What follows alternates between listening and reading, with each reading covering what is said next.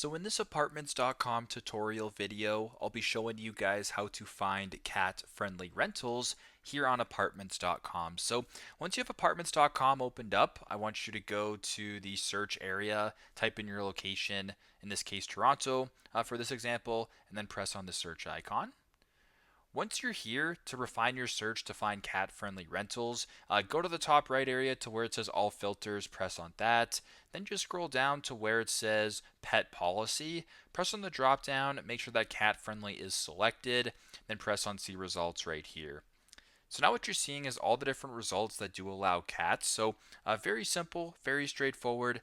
This is how to find cat-friendly rentals on apartments.com. Thanks again for watching, and I hope this video helps.